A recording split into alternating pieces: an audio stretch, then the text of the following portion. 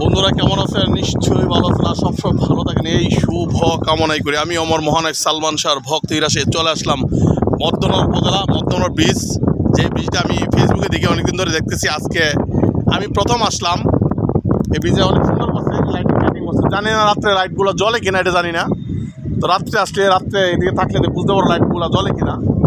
এটা মধ্য উপজেলা হওয়ার কারণে কয়েকটা বিল্ডিং উঠেছে, দেখতে পাচ্ছেন। এই যে মধ্যনগর উপজেলা কয়েকটা বিল্ডিং উঠেছে।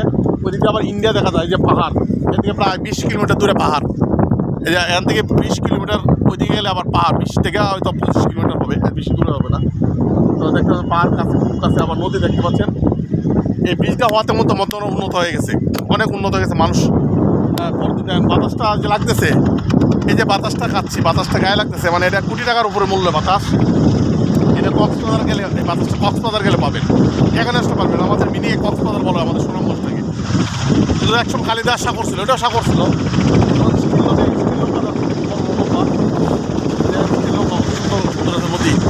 নদী দিয়ে তো কি সুন্দর এক গানের পাখি মন নিয়ে এসে খেলা করে। সুন্দর প্রকৃতি, সুন্দর দেশ, তাই তো আমাদের বাংলাদেশ। জুলাই সোমবার আমার বন্ধু আলামিন নিয়ে আসছে মন্ত্রণালয় করতে। ভালো থাকবেন বন্ধুরা।